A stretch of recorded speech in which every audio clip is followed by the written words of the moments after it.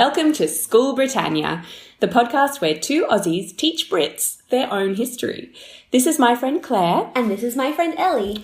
As we mentioned last fortnight, we went to a fascinating talk at the Northern Lighthouse Board. All about lighthouses in Scotland and their history, which I had never thought about before. Me neither. I kind of have a thing for lighthouses because of Round the Twist. Oh, yes. But, That's all I know about them, though. Totally. So They're full of mysteries.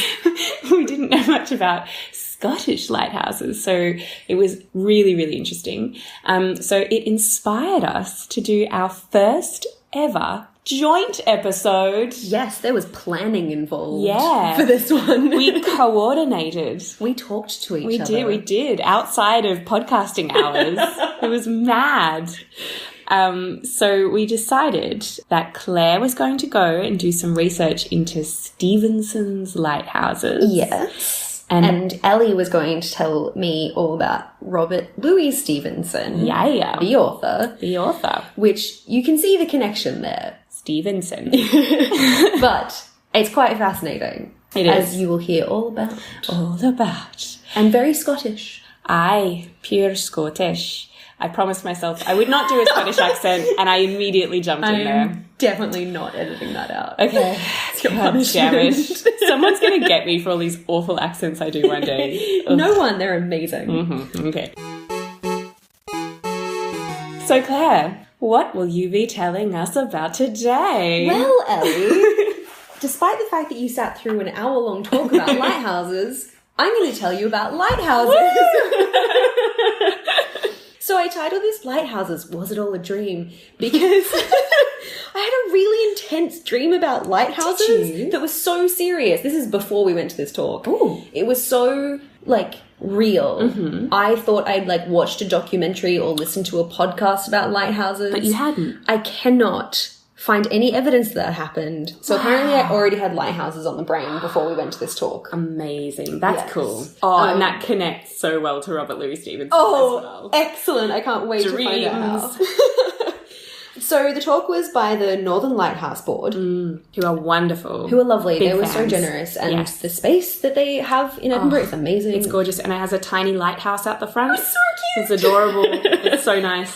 And the talk was specifically about the Lighthouse Stevensons, and it was given by the author of a book with the same title called Bella Bathurst, and her guest was Billy Muir, who was the last lighthouse keeper of the North Ronaldsay Lighthouse in Orkney. He was so lovely. He was so cute. He was really sweet. So they were just chatting about the history of lighthouses in Scotland, the Northern Lighthouse Board, and kind of just some really interesting lighthouse history in the UK generally. Yeah. So, the Northern Lighthouse Board started in 1786 as a commission that was set up to oversee the building of 4 lighthouses around the coast of Scotland. And the Stevenson lighthouses are lighthouses designed by the Stevenson family. Yeah. Cool. And the Lighthouse Stevensons are the Stevensons specifically who designed the lighthouses. Oh. Yes. So there were more people in the family. Yes. Who did other things. Yeah, there were these really famous engineering family who created this lighthouse building dynasty. Empire. Yeah. Essentially, yeah. So the history of the family and the history of the NLB, the Northern Lighthouse Board, are intricately connected. Wow. You cannot separate them. Wow. Okay, Yeah. cool. So who are these Stevensons we keep mentioning? Tell us. They are the immediate ancestors of the infamous Robert Louis Stevenson, who Ellie is going to tell us about. And the Lighthouse Stevenson dynasty begins with Robert Louis Stevenson's granddad, Robert Stevenson. He is Big Daddy Stevenson. He is when the Stevensons hit the history books and we start caring about them. Amazing. Yes. So, Robert Stevenson was born in 1772 in Glasgow to Alan and Jean Lily Stevenson. His father was involved in sugar trading and died of an epidemic fever on the island of St. Christopher in the West Indies when Robert was 2. Full on. Yes, so just another morality tale and not participating in colonial expansion. Yeah, that's what happens. Yeah. And his mum was left really poor because of this. And so Big Daddy Stevenson was sent to a charity school because she couldn't afford to pay for his education. Wow, cool. Yes. And his mum wanted him to go into the ministry. But when he was 15, she remarried to a Thomas Smith, who was an engineer. Oh, cool. Yes, not just any engineer, but the engineer appointed to the newly formed Northern Lighthouse Board. Whoa, Yes. here we are. Cool. Yes, it's all happening. It's all coming together. So, Big Daddy Stevenson served as Smith's assistant and turned out to be really talented at engineering and super passionate about it. Amazing. Yeah. He never got a degree, but he did study lots of physics and maths, and he went to lectures on philosophy and chemistry and agriculture and logic. I've heard you need a lot of philosophy to build lighthouses. Yes. Yeah, particularly if they're haunted by the ghosts of sailors and clowns. That clown episode. I just remember the episode where he grew a really, really long beard and they found him by his trail of dandruff.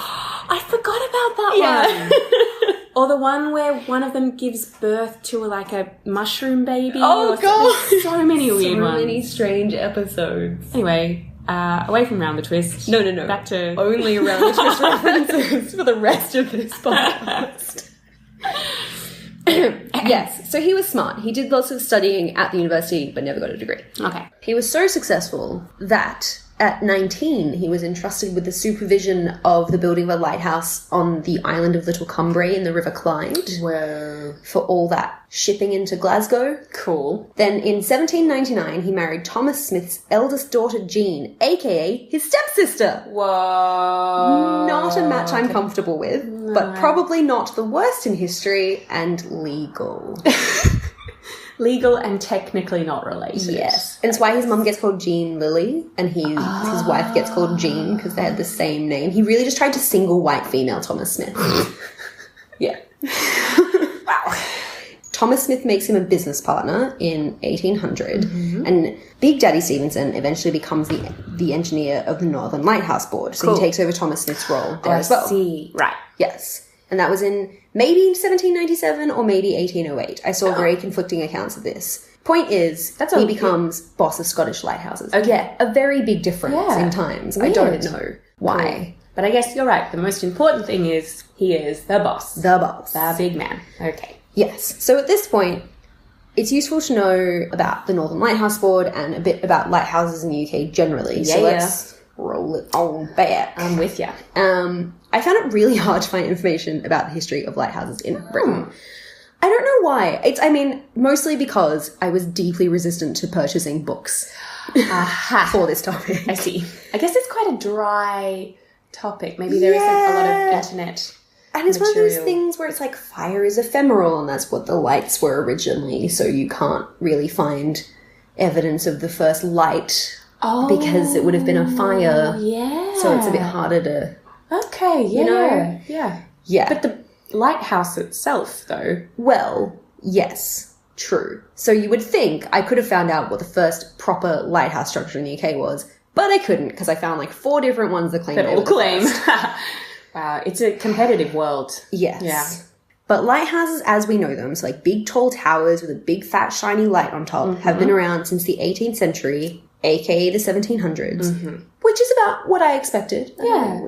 Is that an ancient lighthouse? Yes. So I didn't go that far back in terms of what I actually fact checked, but the Greeks and those civilizations, yes, they all had proper big, huge lighthouses apparently. Yeah. Well, I guess they were such a maritime people, the Phoenicians or something. Surely That's what it was. Oh, yes, was it really? The Phoenicians had some. Cool. Yes. That's awesome. The Romans were also into them, but they were just big fires on hilltops. And Also a solution. Yeah. Yeah. And they were usually used to signal the entrance to ports rather than to warn sailors about reefs. Okay. Yes. All right.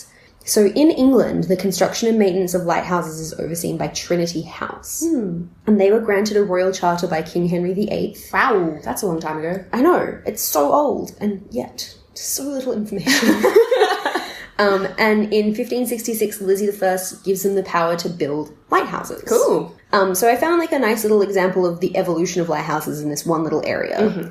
So there have been warning lights on the cliffs of Dover since the 14th century. Amazing. And then they get one of their first proper lighthouses there in 1635. Okay. So a distinguished soldier, Sir John Meldrum, arranged for the construction of 2 iron braziers that held an open fire. Cool. And from that time onwards, there has always been 2 lighthouses at South Foreland. And Meldrum was able to recover his costs by charging light dues, which were paid by passing ships. How did he get the money? Did they just chuck it onto the cliffs? No. Just £10. Well, because all these lighthouses were originally privately owned for a long time. Like the fire brigade. Yes, yes. So they, he could charge people. I don't know how he enforced that. Amazing. Yeah.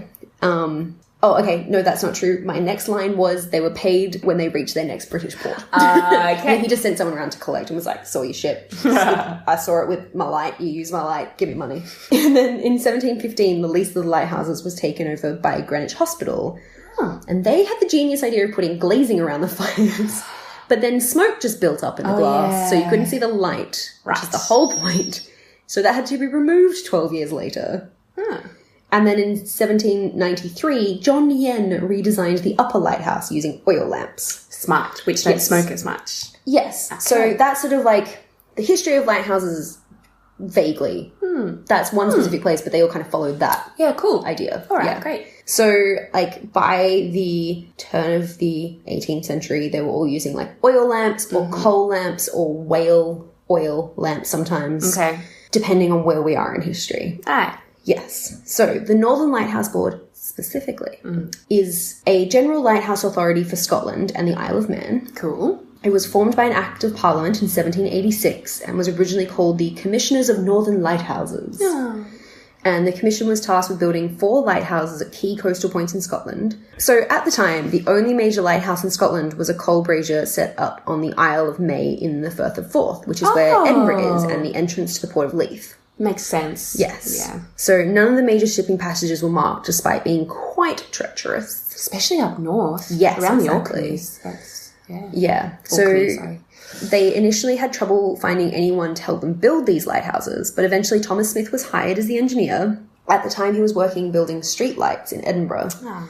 I guess it's similar, hey? Yeah. And he was tasked with hiring the architects for the buildings themselves, but he was basically in charge of everything. Amazing. Yeah. So Smith designed and oversaw the construction of the first 4 lighthouses, and then a few more after that. It's like, I guess after the first 4, they realised how useful they were and were like, great, let's build more. Lots more. So many fewer shipwrecks. Yes. This is amazing. Yes. So Smith oversaw the building of 9 lighthouses and the Leith Pier while he was the NLB engineer-in-chief. Is it the same pier or have they I don't know, actually. We should find out. That'd be cool. Yeah.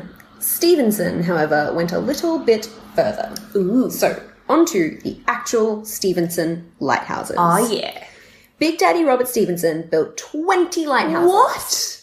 3 with Thomas Smith, but That's he built so 20 many altogether. lighthouses. Yes. His most famous lighthouse is the Bell Rock Lighthouse. Yes. Yes, because it is built, as we briefly mentioned in the last episode, on a rock that is almost always submerged by the tide. It blows my mind. It is mad. There's a really beautiful Turner painting. So every January in Edinburgh, the National Galleries of Scotland puts on an exhibition of these Turners that they have in their collection. They're all these beautiful paintings. Are they painting? Yeah, they're watercolours by Turner, which means you can only put them out for a very short amount of time because watercolours are works on paper, so they can get damaged quite easily by light. So we only put them out every January. Okay. When there's no sun. When there's no sunlight, exactly. Right. But they are just like luminous and beautiful. And this painting of the Bell Rock Lighthouse, I think Big Daddy Stevenson commissioned it.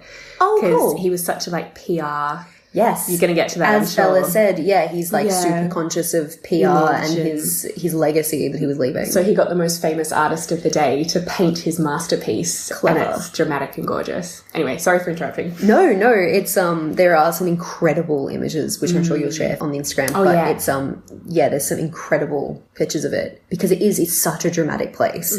So this was a scheme long in the gestation according to his Wikipedia page. Cool. And it took a long time to build since, in case I haven't made this clear, it is perched atop a rock in the middle of the goddamn ocean.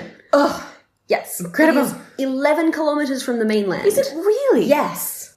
Wow. Yes. And he built it in between 1807 and 1810. It Holy took 3 moly. years to build a single tower. Yeah, because it's in the middle of the In ocean. the middle of the ocean! How did they get the concrete to set or anything? I don't Mad. know. But it is so well built that the masonry hasn't had to be replaced ever. In over 200 Ever. years. Ever.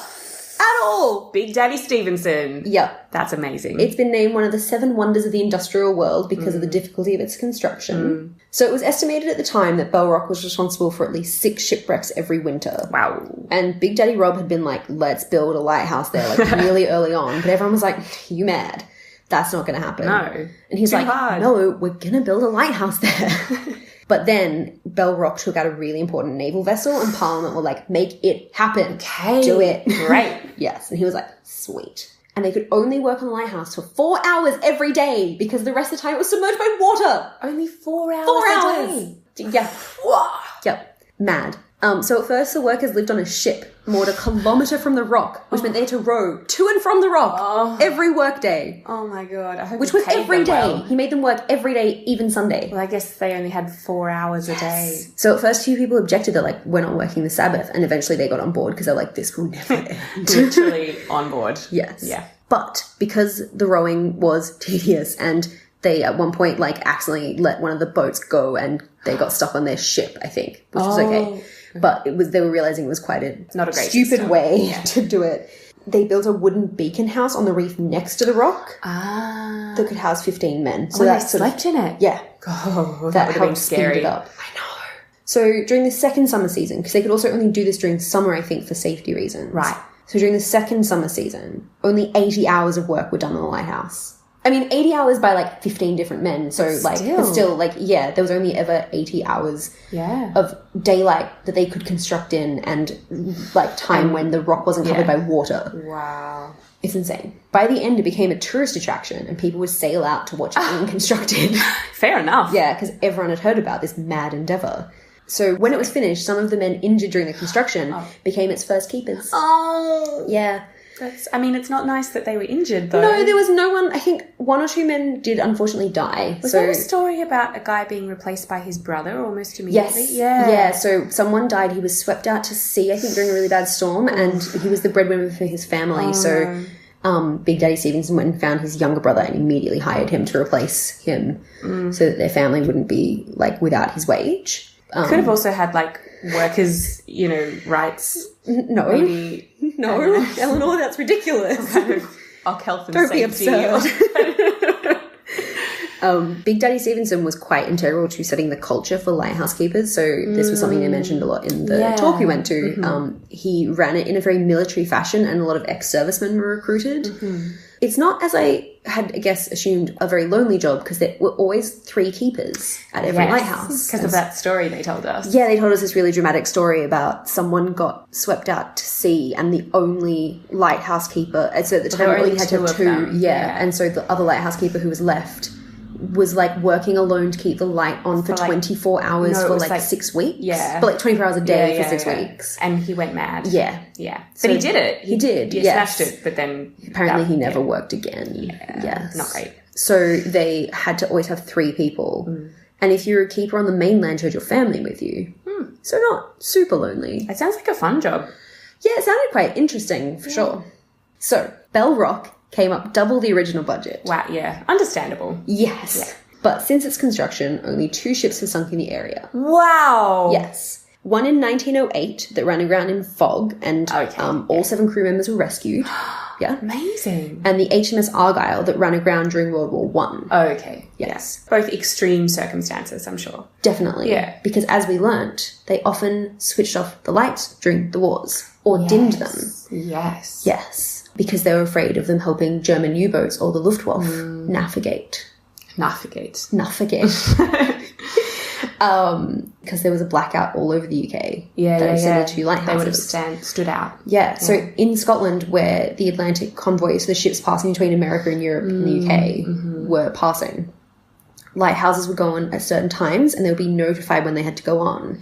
But Billy Muir, the lighthouse keeper at the talk, mentioned that they were only allowed to shine like an inch square of light, which is tiny. Like through a slit. Yeah. And he had to wait for someone, because the communications were quite bad and they were all in these really remote locations, he had to wait for someone to cycle from the local village with a message from the post office to tell him the time to turn his light on. That's amazing. Often, by the time that happened, that time had passed, and so the convoy had already gone past with no light to guide them. So, not the most efficient system. A lot of the East Coast lighthouses reported bodies washing up at their bases because they were, like, along the channel. Yeah, which is really sad. And the Fair Isle Lighthouse was hit during an attack, and the keeper's wife and child died. Oh, no. Yeah. Oh, God. But the enemy pilot was shot down and taken to hospital in Kirkwall. Okay. And treated very well by all accounts. That's good. But after that attack, the Northern Lighthouse Board put machine guns on all lighthouses in World War II. Would that help? to take down aeroplanes. Oh, yeah, totally. Yeah, cool. But in England, lighthouse keepers weren't allowed to be armed at all. This was a mad story they told us. Yeah, so there was like a guy who like owned a revolver that was given to him by his brother, a lighthouse keeper. A lighthouse in the channel, like yes, they have in the channel. ships, which are ships floating in the channel that have lights on them because you can't. There's nothing to build a lighthouse on, but you still need to guide people to shipping channels. Yeah, and so they're like ships instead of lighthouses, and they have a keeper on them, and they weren't allowed to be armed despite being in the middle of the channel. And one guy kept a revolver, but was never allowed to tell anyone and would have been fired immediately because there was this big debate over the neutrality of lighthouses because they were considered to be above war and for the whole of humanity. But then they were frequently targeted because they were these bright, shining beacons in the middle of a war zone. Yeah. So it's kind of complex. But back to the Stevensons. So Big Daddy Stevenson, riding high on Bell Rock, served for 50 years as the engineer to the NLB. 50 years? Yeah. Gee. And he made lots of other lighthouses, though none as cool as Bell Rock. He was also really busy inventing intermittent and flashing lights. Oh, nice. Making scientific discoveries about estuaries, engineering roads and bridges, just all sorts. Bit of a superstar. Yeah. None of the Stevensons ever patented? Thank you. Their inventions. So they could be used by anyone. I really like that. Yeah, it's really cool. Such a good fact. Yeah. He was also very busy making babies. Oh, yeah. So Big Mama Stevenson, Jean, had his half-sister. Let's just remember. No, not his half-sister. His stepsister. Sorry. Still weird. Had 13 children. Oh, poor woman. 8 of whom lived long enough to be named. Oh, no. But only 5 who survived to adulthood. Oh, God. So 3 of them died of whooping cough while Big Daddy Stevenson was building Bell Rock. Oh, no. So they all lived in Edinburgh. You said 3 of them died? 3 of them. A set of twins and another child. So 3 of his kids died of whooping cough? Yeah. Jesus. When they were really young, like under 5. Oh, bubbas. So he had 5 children who lived to adulthood. I mean, that's still pretty good going, but he had 13. Yeah. Oh, that's brutal. Yeah. I mean, so typical of the time, though. I guess, yeah. So of the Stevenson children who did survive, 3 became engineers. Wow. Yep. Hence dynasty. Yeah. Alan, David, and Thomas. And all 3 went on to build lighthouses in Scotland. That's amazing. Dynasty. Have I said it enough? That must have been such a crazy house to grow up in. If they all became engineers, that must have been crazy pressure, right? Surely. I like to think it's just a very encouraging environment. I'm suspicious. Yeah. So there was another brother, Joseph. He emigrated to Victoria, Australia. I don't know. Don't know. It just says he immigrated. That's all you get about him. Wow, black sheep. Yep. And a daughter, Jane, who became Rob's secretary and helped him write and illustrate an account of the building of Bell Rock. That might be the one that Turner did the... Possibly, because I think she did like the technical drawings of things. Yeah, cool. And was basically just like so his basically right-hand man for could have writing been an engineer but was a woman. Yes, how dare she? And as you said, he's really good at PR, so I think he wrote that book. Yeah, to promote it. Basically, himself. So son Ellen was the oldest, and he became chief engineer of the NLB after his dad. Right. From 1843 to 53. His most famous work was the Skerryvore Lighthouse, which is off the west coast of Scotland. It is the tallest lighthouse in Scotland. Oh, yeah, we learnt about that one. Yeah, and it's another sea-washed lighthouse like Bell Rock, built on a reef 12 kilometres from the coast. Wow. So I imagine the building of that was equally dramatic, but I couldn't find any information. It did happen quite a bit after Bell Rock, and they would have had all the knowledge they gained from building Bell Rock to build Skerryvore. And they, Billy said that he knew keepers who've worked on both Skerryvore and Bell Rock, and that working on Bell Rock was quite dramatic. Like, you could really hear the sea slapping into you. Well, they're called sea-washed lighthouses because they literally just... You get constantly by the ocean. But then Skerryvore apparently is just lovely. So Bella Bathurst, the author of this book who gave the talk, talked about how lighthouses are the only form of architecture that's built to be avoided. And despite this, Alan still built a, quote, stone-cold masterpiece at Skerryvore. So there's like wrought iron sea serpents in the light room, and he was really passionate about like the function and form of lighthouses. Like he wanted them to look beautiful as well as do their job. Yeah. So apparently it's a really gorgeous one. Nice. Yeah. So after Ellen, the role of engineer to the Northern Lighthouse Board went to brother David, who was apparently a really boring guy. Okay. Yeah. But he designed lighthouses for Japan. Wow. And came up with his apparently novel way to make them earthquake resistant. Okay, so not boring. Yeah, I could find no more information about it. Everyone was just like, yeah, he was really boring. Maybe he was just bad at PR. Yes, he did not learn that lesson from his dad. Too busy. He was designing lighthouses. Yeah, doing his job. In Japan. So next up in the Stevenson family lighthouse band was brother Thomas, who, after brother David, became head engineer of the Northern Lighthouse Board. Wow. You literally can't have the board without the brothers and the Stevenson family. It's just, they're just all the same thing at this point. Yeah.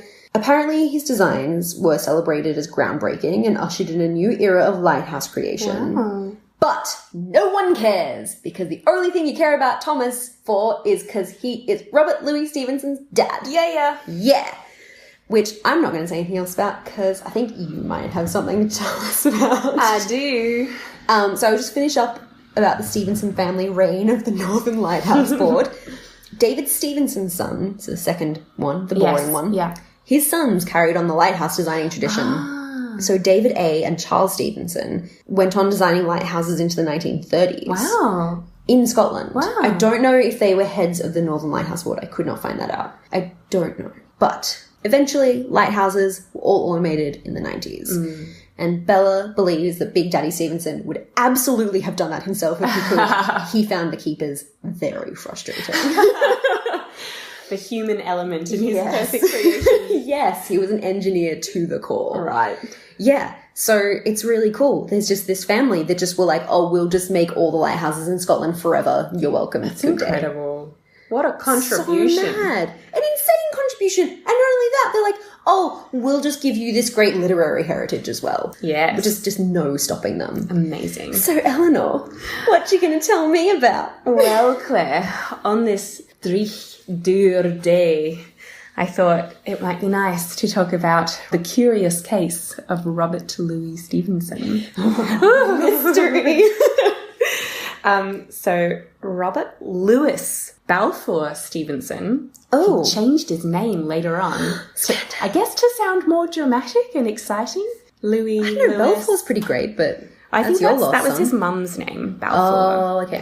But yeah, he changed it from Robert Louis to Robert Louis, sounding more exotic, probably. Oh, okay. Yeah. Anyway, he was born on the 13th of November, 1850, at number 8 Howard Place in Edinburgh, which is right near that Tesco superstore in Catamills. Nice. So it would have been really convenient if he'd been born now. Yes. But back then, I don't think they had the Tesco superstore, so... It's a shame. Yeah, they probably had to, I don't know where they got their vegetables. I mean, he was wealthy enough. They probably had someone do it for them anyway. Still, it would have been nice to just pop out and get milk. Snip out to Tesco's for a pint of milk.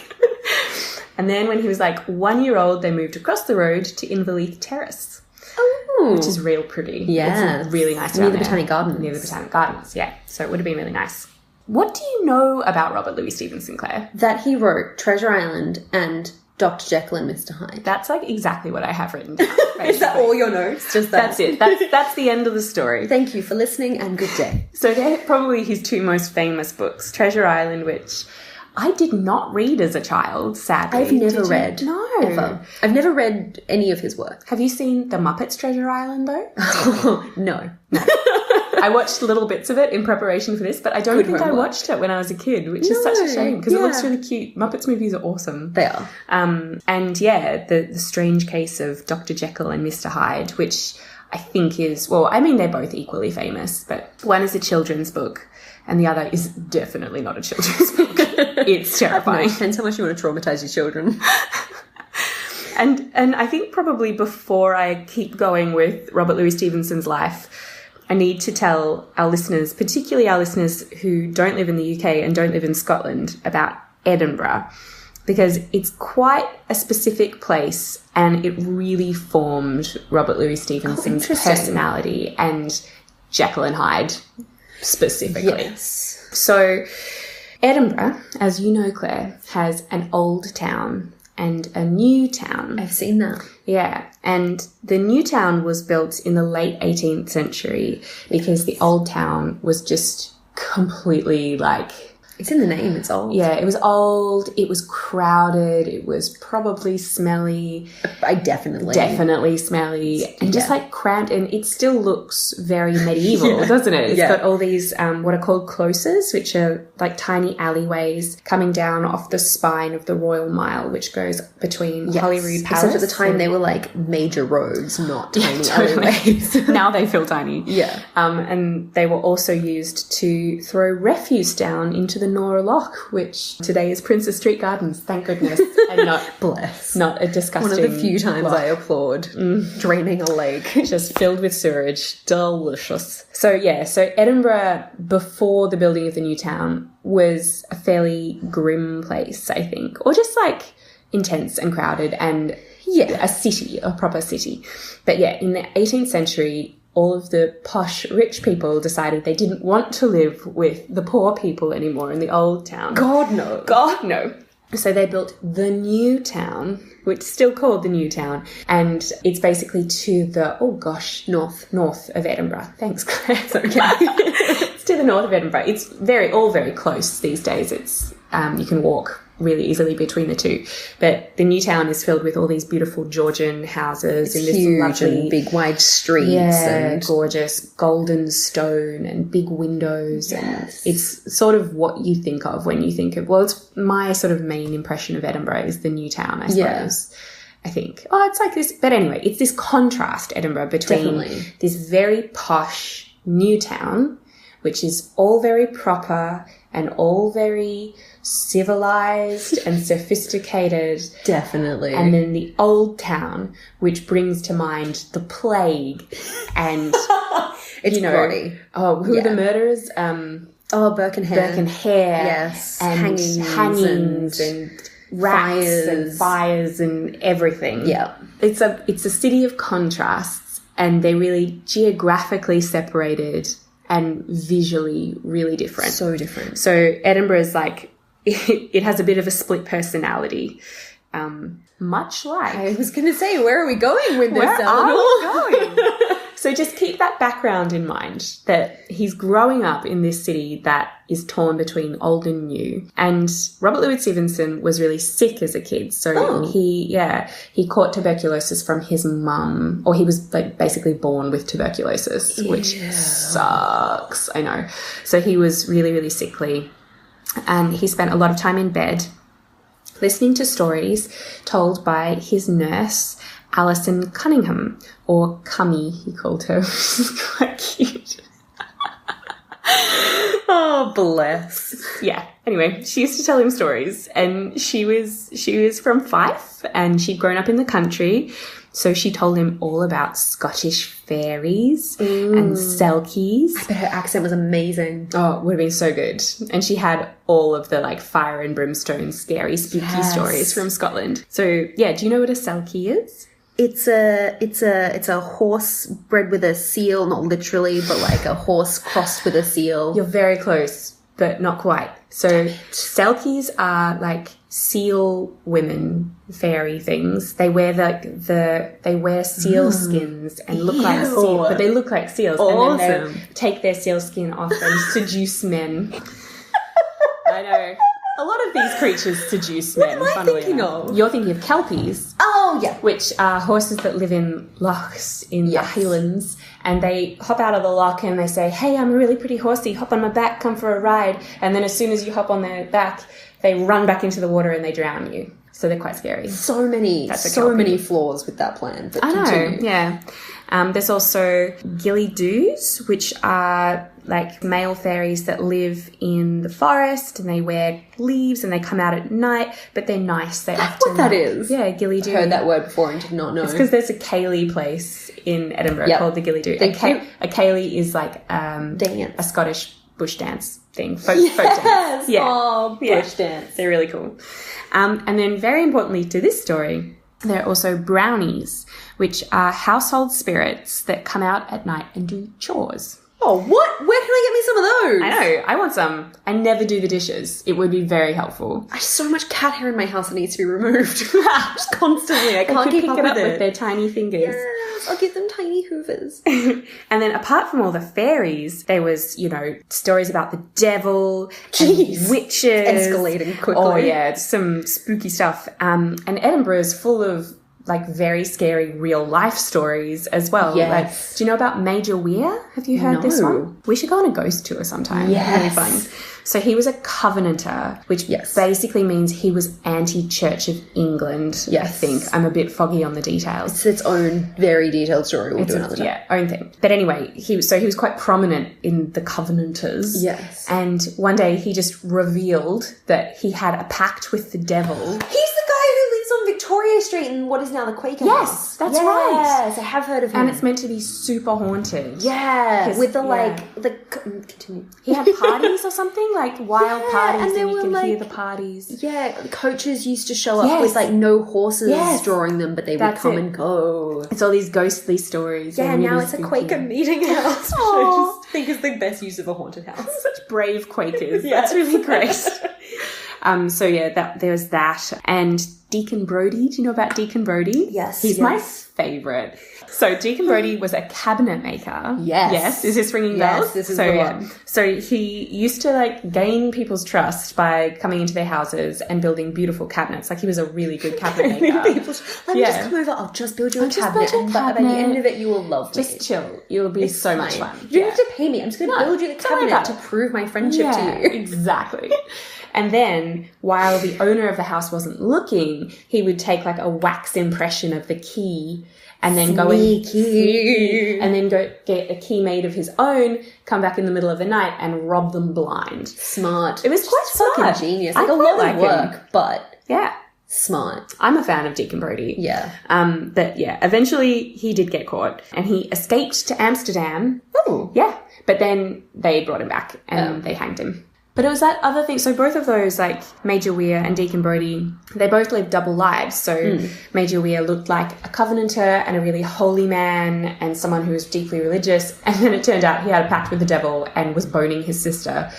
I didn't say that, but that's what was happening. Oh, Lord. And then Deacon Brodie was a very respectable cabinet maker in Edinburgh. He was also a real, figure in town. He was he was friends with Robert Burns, actually. Oh, no way. Yeah, he had very prominent positions in lots of clubs and stuff. He was very important. Big in the council and stuff. Yeah, so you would never expect this upstanding citizen to do something so underhanded. Yeah, so real two-faced and real double lives. Every politician ever. Totally. And Dr. Jekyll. In 1857, he moved to 17 Harriet Row, which is a really pretty place in Newtown. It's just across from these gardens, near where the Portrait Gallery is today. Gorgeous. He lived in some great places. Ugh. But he also travelled a lot. I did not know how much he travelled before I started researching. Oh my God. From the time, I guess they were rich, the Stevensons. Yes. That lighthouse money, man, it's going to take you totally. And he had tuberculosis, so staying in Scotland over winter was probably a bad idea. Healthy, Yeah, so they went all around Europe to Germany, lots of time in Italy, France. I'm pretty sure he spoke really good French. Probably. Because he translated all of these French plays and French books into English. Yeah, he did that without speaking any French. Yeah, he just guessed. It feels right. Yeah. And he barely stayed in school because he was really, really sick just all the time. He was so ill. But he did end up going to the University of Edinburgh in 1867. And this really connects with the Stevenson legacy. Yeah. So his dad, as Claire said, Thomas, was a really successful lighthouse engineer. Yes, and who had gone to university. So totally. They'd been trained. Yeah, so Granddaddy Stevenson never made it to university. Well, he never got a degree from a university, but the brothers did. All did. Yeah. Okay. So Thomas really wanted to continue the dynasty. Yes. He wanted to continue this tradition, and he really wanted Louis to become a lighthouse engineer.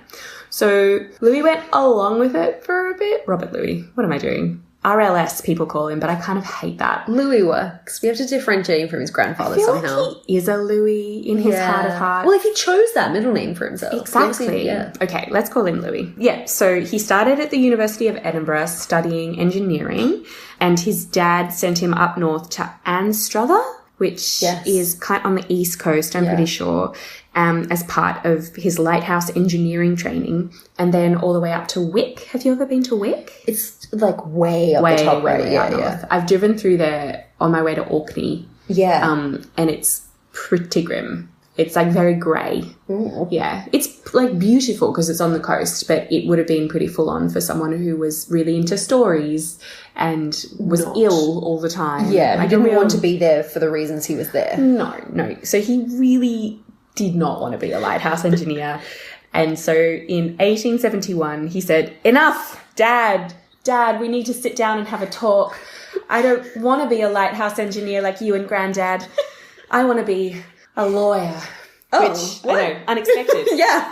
But isn't that just the classic compromise that people who are creative make when their parents are like, you have to go to uni? And they'll be like, oh, okay, I'll study law, I guess. Yeah, I'll do arts law and do the art subjects I want to do and exactly get a law degree on the side. And then I'll just become a comedian when I'm done. Yeah. Yeah, exactly. So that's basically what Louis did. So, yeah, I've written here, he went to study law, which, as we all know, is the gateway drug to becoming a writer. So he went to study law. He did quite well. He did fine. He sounds very smart. Yeah, I think he probably was. Well, he barely went to school and somehow managed to do a law degree and be in engineering. I love that back in those days you could barely go to school and still get into the University of Edinburgh. Well, I guess if you're a certain kind of man. Yes. Yeah. When you have that Stevenson name behind you. In 1873, I thought this was important. He told his dad he was no longer a Christian. Oh, wow. So I guess he just, I'm not sure exactly what Interesting happened. Interesting that he, told his dad. Yeah, exactly. Felt compelled to tell his dad as much as he felt, So he was quite brave. I guess they must have had a pretty good relationship if he, rejected the career path his dad had for him that was so important to the family. Yeah. And told him about his religious convictions. Yeah. And I've never heard of them having a falling out. And he would have been, 1873, he would have been 23. So that's quite young to be that brave and, that's it's cool. young for now, but back then, he at 23, they'd be like, where are your 5 children? So then in 1875, he passed the Scottish bar, but he didn't really want to be a lawyer, Claire, because that's boring. So he went on lots and lots of walking tours instead. Where to? Well, between 1876 and 1878, he went all around Scotland, France, Belgium, Spain. Oh, wow. And during that time, he met a lady called Fanny Osborne, who was an American woman. She was already married and she had 2 kids. But Louis was like, Fanny, you're a babe, Fanny. And she was like, oh, Louis, you're a babe, but I'm still married to my husband who's in California. So in 1879, she traveled back to the States. Oh, no, wait, sorry. So she was sort of like going back and forth between the States and Robert Louis Stevenson. Oh. And then in 1879, he went, so Robert Louis Stevenson traveled to the States, and Fanny divorced her husband for him, basically. In 1879 to 80, they lived in San Francisco. And in 1880, they got married. Aww. Now, Fanny was 10 years older than Robert Louis Stevenson and also a writer. And I'm really imagining her as a total fox. Like, she sounds like such a powerful, amazing, cool woman. She sounds awesome. And this is like indicative of that. So for their honeymoon, they went and they stayed in an abandoned mining cabin in Silverado. Oh my God. Like, in the middle of the desert. It's mad. And he got super inspired and he wrote a short story based on it. That's so cool. It was so much fun. What kind of works did she write? That's a good question. I think she was a journalist. Oh, okay. So slightly different. She didn't write fiction. But yeah, she was a writer too. So that would have been an interesting relationship. In 1881, he wrote Treasure Island. Treasure. Yeah, Treasure Island. And it was serialized. So it came out as they always were. Mm-hmm. Yeah. In a magazine called Young Folks. Young Folks. Which is cute. So it's like a children's story. And it came out slowly in magazines, which is lovely. And I think he wrote it for his stepson. I read somewhere. I haven't written that down, but I'm pretty sure he wrote it for Fanny's son. In 1882, he published a lot of stories, books and plays. So he was just super inspired after he married Fanny and was like making heaps of stuff. Between 1884 and 1887, he lived in Bournemouth, which is in England. Right, so they moved back to the UK. Back to the UK. And in 1885, while in Bournemouth, he completed The Strange Case of Dr. Jekyll and Mr. Hyde. And apparently it came from a dream. He had this nightmare one night. No way! I know, it's so cool. Dreams. Back to dreams. Manifesting things from your mind. So yeah, he had this really spooky dream about like a man getting murdered or something. Like he dreamt these two really significant scenes in Jekyll and Hyde. Wow. And the next day he like sat down and he wrote the book in like 3 days. He just smashed it out.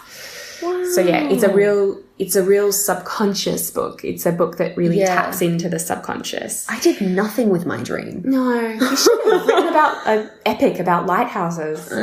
You could go home and do that today. Probably not going to though, am I? That's okay though. That's also fine. So it's a really interesting book. I've only just started reading it. I've never read it before, but I decided to start reading it for this podcast. But I'm only at like chapter 3, so I'm still getting through it.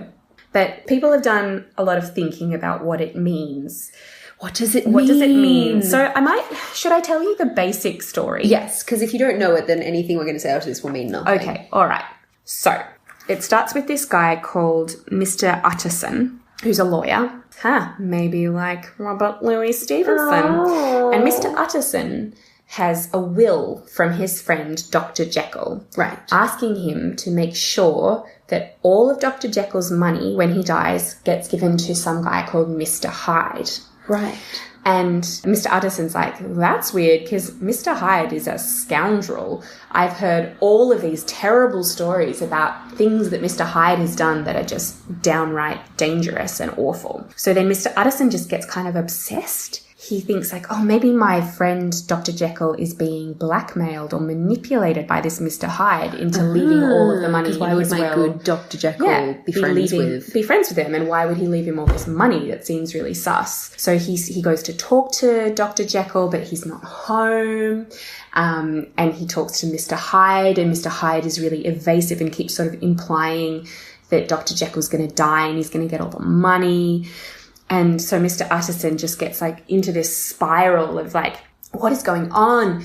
And all this stuff happens. There's parties and like it's complicated. So all this stuff happens. But basically what ends up happening is Mr. Utterson finds Dr. Jekyll dead in his... Dun, dun, dun. In his... I keep wanting to say studio because I work in the arts. In his surgery. in his laboratory. In his science studio with all his paint cans and brushes. So he finds him dead in his laboratory, but there's like 3 letters laid out. Ooh. It's very like, that's a classic Gothic literature trope that there's a story within a story. So like a narrative told by one person to another person, like Wuthering Heights is kind of like that. Oh, God. Yeah. Ugh. Layers. So many layers. So yeah, he finds these 3 letters. And he reads them and he discovers that Dr. Jekyll has been experimenting with this potion that separates his good self from his bad self. And at first it's really fun. He sort of takes the potion and then Mr. Hyde emerges. And Mr. Hyde is really confident and really like out on the town, sexy, you know, like free of the conventions of society. Yes. But then very slowly Mr. Hyde sort of starts to take over and Dr. Jekyll can't control when Mr. Hyde comes out. Ooh. So there's a night where he wakes up from sleep and he's Mr. Hyde and there's nothing he can do about it. And but it's this like temptation thing. So he's still tempted to take the potion that turns him into Mr. Hyde because it makes him feel free. But then eventually Mr. Hyde kills someone. So Dr. Jekyll's like, I can't do it anymore. But then I think he does it again and it's all very dramatic. And then he dies. So that's basically Jekyll and Hyde in a nutshell. Yes. Do you have any questions? No, but it's more complex than I remember because I don't remember at all because I've never read it because I've only watched many modern adaptations. Yeah. Never read the original. Well, a big difference between the original and modern adaptations is that in the original, it's basically just a cast of men. It's just all men. Yeah. Whereas in film adaptations, and I know in the musical, there's a love interest who is sort of a driving factor because Dr. Jekyll loves her, but Mr. Hyde is a total creep. Yeah, there's this a whole thing. Yeah. So that's basically Jekyll and Hyde.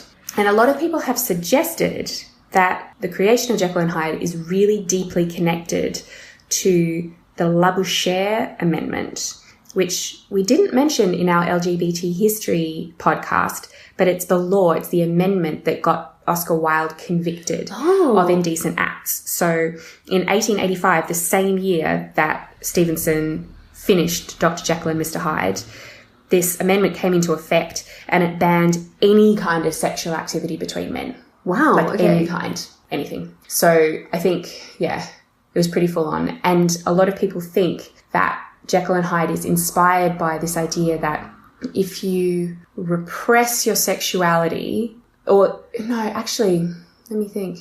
Because it's sort of if you let your sexuality out, then bad things can happen. It'll take over. Yes. And you won't be able to control it. And it is this quote-unquote bad side of you. Yeah. So they think it's like deeply connected to that idea in his head.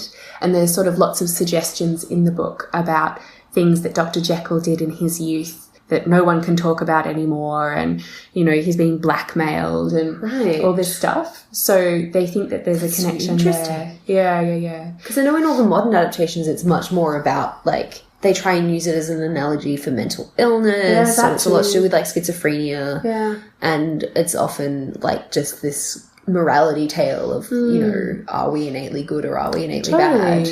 But that's so interesting. It is interesting. And it's sort of proto-Freudian as well, because it's this idea that, you know, you have your ego, which is yourself, and then your id, which is your impulses. Bullshit. Sorry, what? Okay. I'm just trying to explain. I know. I just hate Freud. We're not ascribing to Freud. Yeah. We're just describing what Freud thought. But it is based on that idea. But this, like, idea that a lot of us maybe still have, but not Claire, for sure not Claire, that... Or anyone. All right. Sorry, it's fine. Anyway, that we're, like, constantly in this struggle between our superego, which is our urge to fit in with the society that we live in and control our urges, and our id, which is our urges. And it's sort of this, like, Stevenson's basically describing this situation where if you don't control your urges in the way that society wants you to, bad things will happen. Yeah, I definitely feel like Freud would have read Jekyll and Hyde and been just, like, and it feels like all over it. Totally. And it feels like a pretty basic Victorian fear, doesn't it? Yeah. You know, they lived in such a repressive society that the idea that, if you start to let your sexuality out, maybe it'll take over and you won't be able to stop it and you'll just bone everyone forever.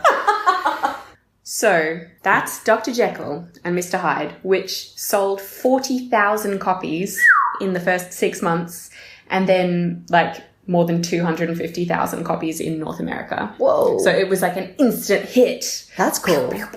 And, Don't need that Lighthouse money anymore, Dad. I've got my own money from my own books. Also, you know, don't need that Treasure Island money anymore. I'm a grown-up person's writer real books with scary characters. So, in 1887, his dad, Thomas Stevenson, of Lighthouse fame, passes away.